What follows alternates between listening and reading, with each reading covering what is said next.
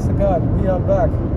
Heading to 95 South. I think the last time we did the video of 95 South, we were coming back from New York, right? Coming back in New York, and it's like, I think we got some day and night recording as well. So I think it's very nice, very cute. You ever travel and it's like, you listen to the sound of the car, right?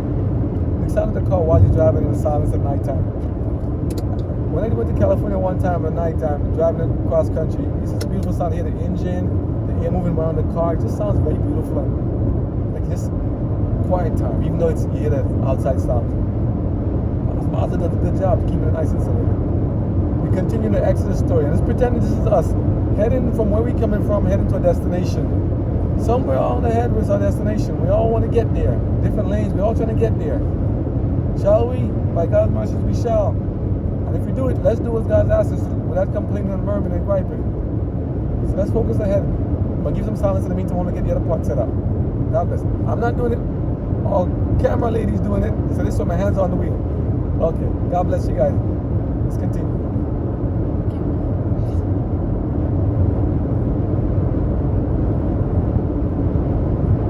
The record of God's dealings with the wanderers of the desert in all their marchings to and fro, in their exposure to hunger, thirst, and weariness, and in the striking manifestations of his power for their relief, is fraught with warning and instruction for his people in all ages. The varied experience of the Hebrews was a school of preparation for their promised home in Canaan. God would have his people in these days review with a humble heart and teachable spirit the trials through which ancient Israel passed, that they may be instructed in their preparation for the heavenly Canaan. Many look back to the Israelites and marvel at their unbelief and murmuring, feeling that they themselves would not have been so ungrateful. But when their faith is tested, even by little trials, they manifest no more faith or patience than did ancient Israel. When brought into straight places, they murmur at the process by which God has chosen to purify them. Though their present needs are supplied, many are unwilling to trust God for the future, and they are in constant anxiety lest poverty shall come upon them, and their children shall be left to suffer. Some are always anticipating evil, or magnifying the difficulties that really exist, so that their eyes are blinded to the many blessings which demand their gratitude. The obstacles they encounter, instead of leading them to seek help from God, the only source of strength, separate them from him, because they awaken unrest and repining. Do we well to be thus unbelieving? Why should we be ungrateful and distrustful?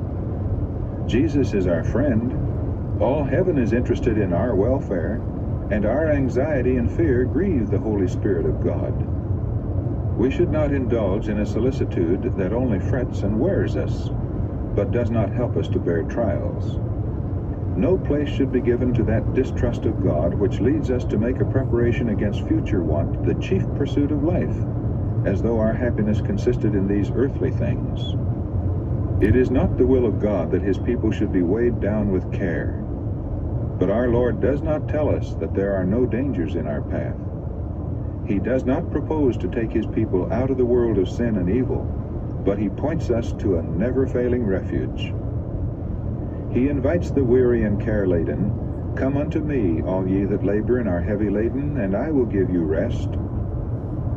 Lay off the yoke of anxiety and worldly care that you have placed on your own neck, and take my yoke upon you, and learn of me, for I am meek and lowly in heart, and ye shall find rest unto your souls. Matthew chapter 11, verses 28 and 29. We may find rest and peace in God, casting all our care upon him, for he careth for us. See 1 Peter chapter 5, verse 7. Says the Apostle Paul, "Take heed, brethren, lest there be in any of you an evil heart of unbelief, in departing from the living God." Hebrews chapter 3, verse 12. In view of all that God has wrought for us, our faith should be strong, active, and enduring. Instead of murmuring and complaining, the language of our hearts should be, "Bless the Lord, O my soul, and all that is within me, bless his holy name. Bless the Lord, O my soul, and forget not all his benefits." Psalm 103, verses 1 and 2. God was not unmindful of the wants of Israel. He said to their leader, "I will rain bread from heaven for you." And directions were given that the people gather a daily supply, with a double amount on the sixth day, that the sacred observance of the Sabbath might be maintained. Moses assured the congregation that their wants were to be supplied. "The Lord shall give you in the evening flesh to eat, and in the morning bread to the full." And he added, "What are we? Your murmurings are not against us, but against the Lord." He further bade Aaron say to them, "Come near before the Lord, for he hath heard your murmurings." While Aaron was speaking, they looked toward the wilderness, and behold, the glory of the Lord appeared in the cloud. A splendor such as they had never witnessed symbolized the divine presence. Through manifestations addressed to their senses, they were to obtain a knowledge of God. They must be taught that the Most High, and not merely the man Moses, was their leader, that they might fear his name and obey his voice. At nightfall, the camp was surrounded by vast flocks of quails, enough to supply the entire company. In the morning there lay upon the surface of the ground a small round thing, as small as the hoarfrost. It was like coriander seed, white. The people called it manna. Moses said, "This is the bread which the Lord hath given you to eat." The people gathered the manna and found that there was an abundant supply for all. They ground it in mills or beat it in a mortar and baked it in pans and made cakes of it. Numbers chapter 11 verse 8. And the taste of it was like wafers made with honey. They were directed to gather daily an omer for every person, and they were not to leave of it until the morning. Some attempted to keep a supply until the next day, but it was then found to be unfit for food. The provision for the day must be gathered in the morning, for all that remained upon the ground was melted by the sun. In the gathering of the manna, it was found that some obtained more and some less than the stipulated amount. But when they did meet it with an omer, he that gathered much had nothing over, and he that gathered little had no lack.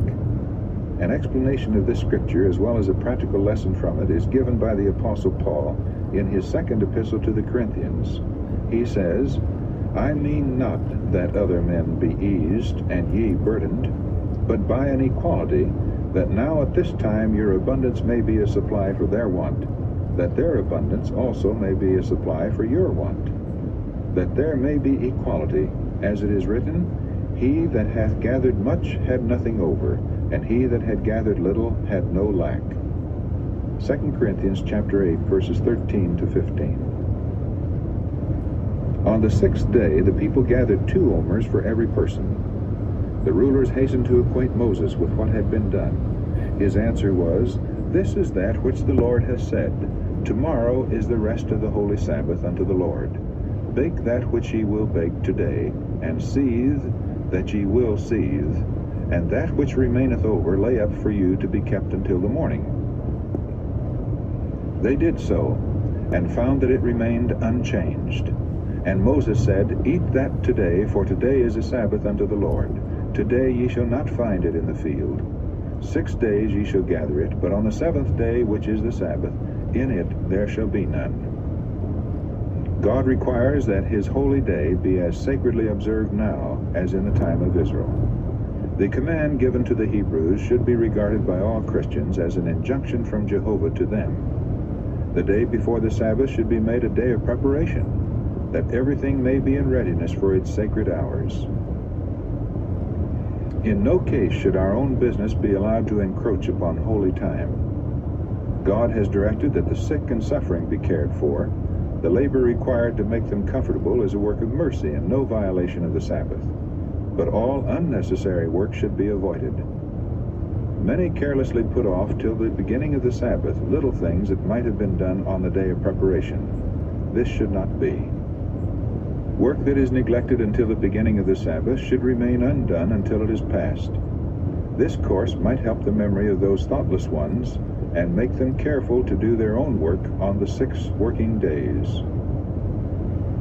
Every week during their long sojourn in the wilderness, the Israelites witnessed a threefold miracle designed to impress their minds with the sacredness of the Sabbath. A double quantity of manna fell on the 6th day, none on the 7th. and the portion needed for the Sabbath was preserved sweet and pure, when, if any were kept over at any other time, it became unfit for use. In the circumstances connected with the giving of the manna, we have conclusive evidence that the Sabbath was not instituted, as many claim, when the law was given at Sinai. Before the Israelites came to Sinai, they understood the Sabbath to be obligatory upon them. In being obliged to gather every Friday a double portion of manna in preparation for the Sabbath, when none would fall, the sacred nature of the day of rest was continually impressed upon them. And when some of the people went out on the Sabbath to gather manna, the Lord asked, "How long refuse ye to keep my commandments and my laws?" The children of Israel did eat manna 40 years until they came to a land inhabited. They did eat manna until they came unto the borders of the land of Canaan. For 40 years they were daily reminded by this miraculous provision of God's unfailing care and tender love. In the words of the psalmist, God gave them of the corn of heaven. Man did eat angels' food. Psalm 78, verses 24 and 25. That is, food provided for them by the angels. Sustained by the corn of heaven, they were daily taught that, having God's promise, they were as secure from want as if surrounded by fields of waving grain on the fertile plains of Canaan. The manna falling from heaven for the sustenance of Israel was a type of him who came from God to give life to the world. Said Jesus, "I am that bread of life. Your fathers did eat manna in the wilderness and are dead. This is the bread which cometh down from heaven. If any man eat of this bread, he shall live forever. And the bread that I will give is my flesh, which I will give for the life of the world." John chapter 6, verses 48 to 51. And among the promises of blessing to God's people in the future life, it is written, "To him that overcometh will I give to eat of the hidden manna." Revelation chapter 2, verse 17. After leaving the wilderness of sin, the Israelites encamped in Rephidim. Here there was no water, and again they distrusted the providence of God. In their blindness and presumption, the people came to Moses with the demand, "Give us water that we may drink." But his patience failed not. "Why chide ye with me?" he said. "Wherefore do ye tempt the Lord?" They cried in anger, "Wherefore is this, that thou hast brought us up out of Egypt to kill us and our children and our cattle with thirst?" When they had been so abundantly supplied with food, they remembered with shame their unbelief and murmurings, and promised to trust the Lord in the future. But they soon forgot their promise, and failed at the first trial of their faith. The pillar of cloud that was leading them seemed to veil a fearful mystery. And Moses, who was he? They questioned, and what could be his object in bringing them from Egypt? Suspicion and distrust filled their hearts, and they boldly accused him of designing to kill them and their children by privations and hardships, that he might enrich himself with their possessions. In the tumult of rage and indignation, they were about to stone him. In distress, Moses cried to the Lord, "What shall I do unto this people?" He was directed to take the elders of Israel and the rod wherewith he had wrought wonders in Egypt, and to go on before the people. And the Lord said unto him, "Behold, I will stand before thee there upon the rock in Horeb, and thou shalt smite the rock, and there shall come water out of it, that the people may drink." He obeyed, and the waters burst forth in a living stream that abundantly supplied the encampment. Instead of commanding Moses to lift up his rod and call down some terrible plague, like those on Egypt, upon the leaders in this wicked murmuring, the Lord in his great mercy made the rod his instrument to work their deliverance.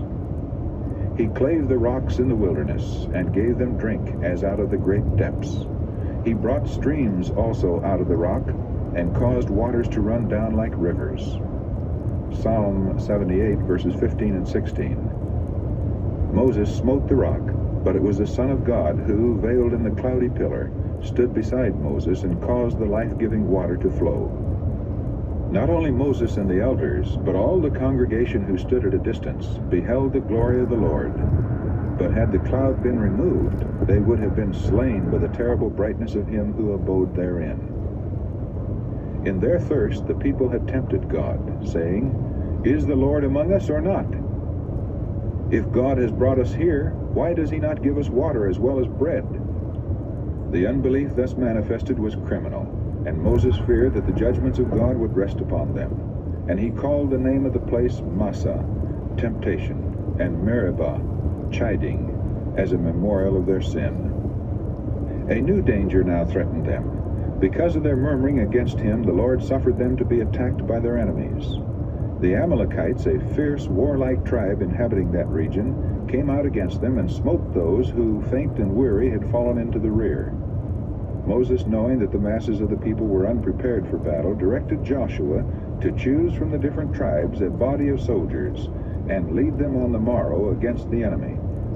I'm going to pause it here a minute. This is a very important part. Well, one, if you're looking at the video, you just saw what happened just now, right? Wow.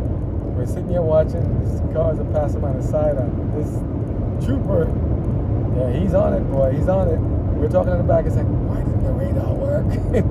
We have the radar on. I'm not laughing at the gentleman, or the lady, whoever's driving, but it's like, they don't always work for every single signal. These police are just, they're doing their job. And the Florida police, they've been very good.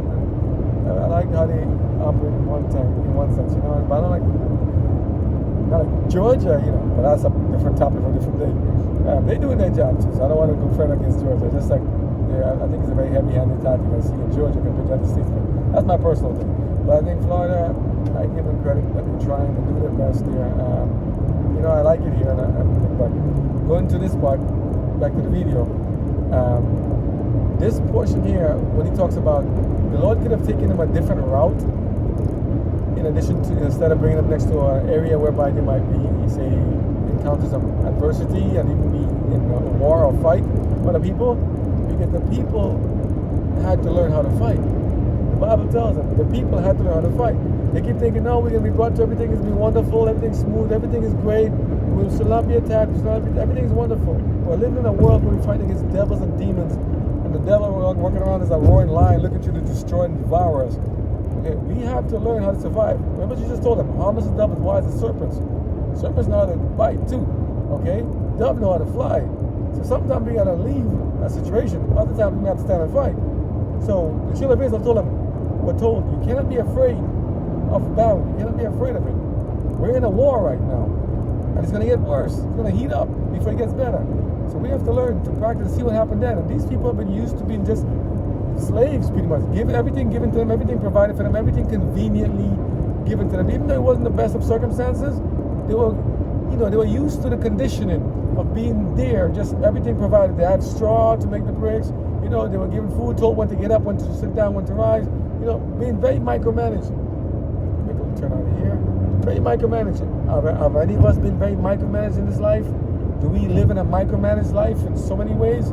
Your country, my country, wherever you go, many things. We micromanage a lot of stuff. We have a lot of cares, and we don't give a chance to rest. And when the children of Israel were told, you want to go and take a break, you want to go and go give God worship, what's your Pharaoh said? No, let them make bricks of straw. They're too idle. Let them work. Do you think as we're coming down to the close of time, and we're supposed to get ready for God, learn how to reverence the Sabbath again? And you see the Sabbath was observed even before, written on the tablet of stone. Since the creation was been there. Since Adam and Eve in Genesis was given there. Right?